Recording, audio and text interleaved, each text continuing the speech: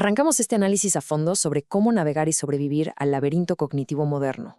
Hoy nos vamos a meter de lleno a entender exactamente cómo el ecosistema digital actual logra hackear nuestra propia biología, utilizando una de las herramientas más antiguas de la humanidad, el lenguaje.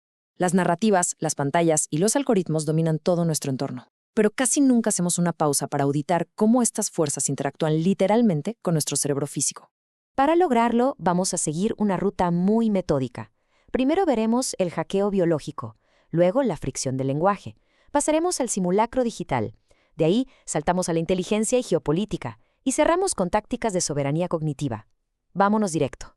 Punto número 1. El hackeo biológico. Y aquí es donde las cosas se ponen realmente fascinantes. 100 milisegundos. Para ponerlo en perspectiva, eso es mucho menos de lo que tardamos en parpadear. Para entender esta matriz moderna, tenemos que ver la cruda realidad de cómo el cerebro procesa la información hoy en día. No estamos hablando de ideas abstractas, estamos hablando de impulsos eléctricos puros. Cuando nos topamos con un estímulo lingüístico de alta fricción en una pantalla, ya saben, el clásico titular alarmista, el hashtag polarizante o un texto todo en mayúsculas, el código se decodifica mecánicamente. Pero aquí está el detalle. Antes de que esa información siquiera alcance la zona lógica de nuestro cerebro, activa nuestra amígdala límbica en menos de esos 100 milisegundos.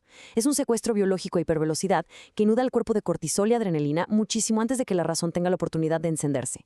Básicamente, tenemos un contraste vital entre dos sistemas operativos que compiten por el control. Por un lado está la respuesta de la amígdala. Es una reacción de abajo hacia arriba.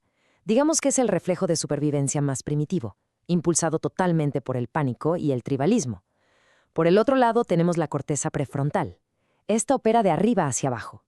Un humano funcional usa esta corteza para aplicar un freno inhibitorio, es decir, congela esa reacción de pánico y obliga a que la carga eléctrica viaje hacia el análisis lógico. El juego en la era digital es, literalmente, ver cuál de estos dos sistemas se queda al volante de nuestra mente. Pasemos al punto número 2, la fricción del lenguaje. Ya vimos el hardware biológico, ahora veamos el código malicioso. El mecanismo de este hackeo se basa en una manipulación milimétrica de las palabras. A finales del siglo XIX, Gottlob Frege estableció una regla de oro, una tríada inquebrantable. Él decía que las palabras se componen de 3 cosas: el significado del diccionario, el sentido o la emoción mental que nos provoca, y la referencia, que es el objeto físico y empírico anclado en el mundo real.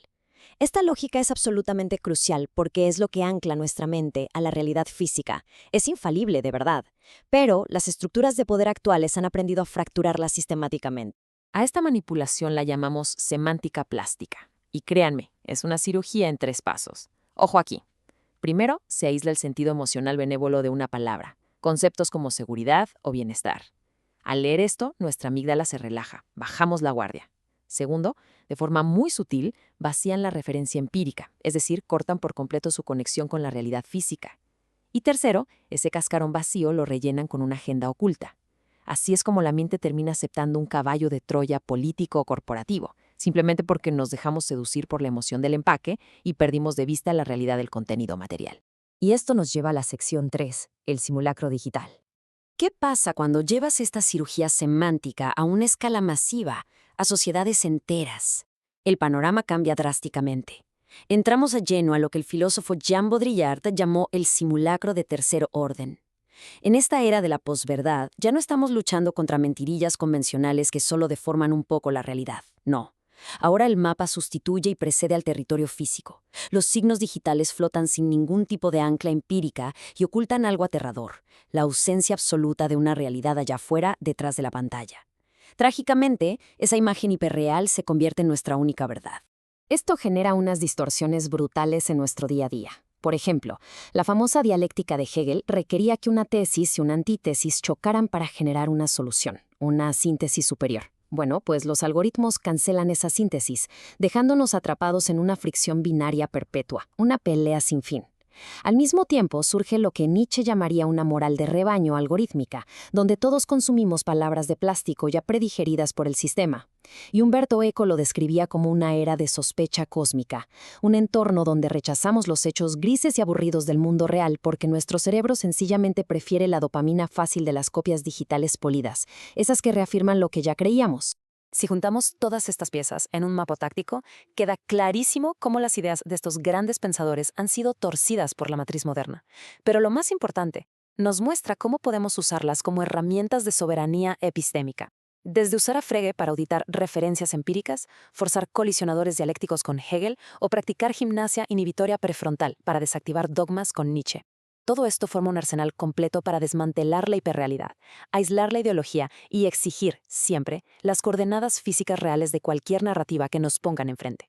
Pasamos ahora a la sección 4, inteligencia y geopolítica. Y ahora vamos a escalar esto a un nivel verdaderamente planetario. Hay que ver qué pasa cuando cruzamos la inteligencia artificial con el tablero global. Billones. Ese es el número de fragmentos de palabras que procesan los grandes modelos de lenguaje en espacios vectoriales. Pero hay que tener algo muy claro. La máquina no piensa con ideas o principios humanos. Jugando un poco con los conceptos de Wittgenstein, las inteligencias artificiales son sistemas matemáticos que calculan distancias geométricas y similitudes estadísticas. Punto. Si le damos un comando tibio o plano, la máquina se va por la ruta matemática más fácil y nos devuelve clichés de plástico. La única manera de extraer conocimiento real, de alta pureza, es imponiendo restricciones lógicas severas para sacar a la máquina de sus respuestas corporativas prefabricadas. A esto le llamamos prompting ontológico. A nivel sistémico global, pensadores como Luhmann y Clausewitz ya nos explicaban que una guerra total destruiría el mercado globalizado, así que la táctica mutó hacia lo semántico.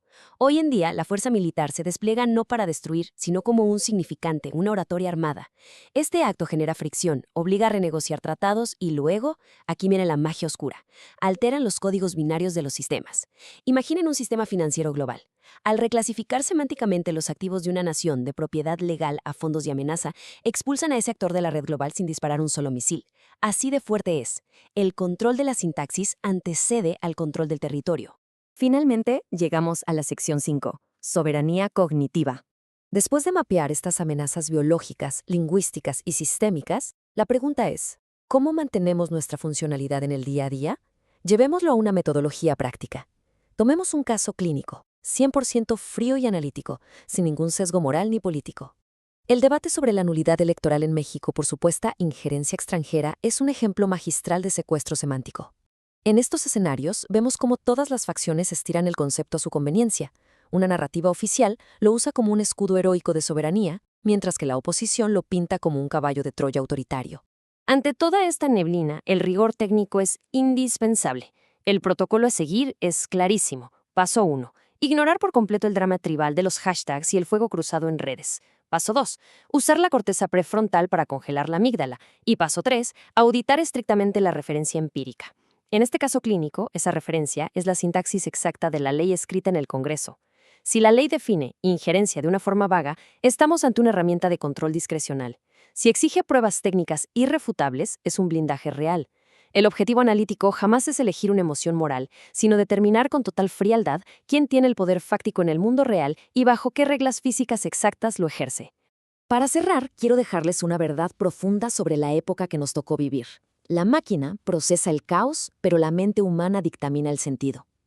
Las máquinas, los algoritmos y las instituciones de poder están diseñados para escupir copias plastificadas del mundo. Pero frente a este simulacro, exigir la realidad física y tangible no es solo una postura, es el mecanismo central de nuestra supervivencia epistémica. Si el entorno digital insiste en flotar en un espacio de signos vacíos, nuestro deber es clavar los pies firmemente en la tierra. Así que, la pregunta queda en el aire. Ante el próximo estímulo alarmista en sus pantallas, ¿dejaremos que la biología reaccione por impulso frente al plástico artificial? ¿O dejaremos que intervenga la razón para dictar el verdadero significado?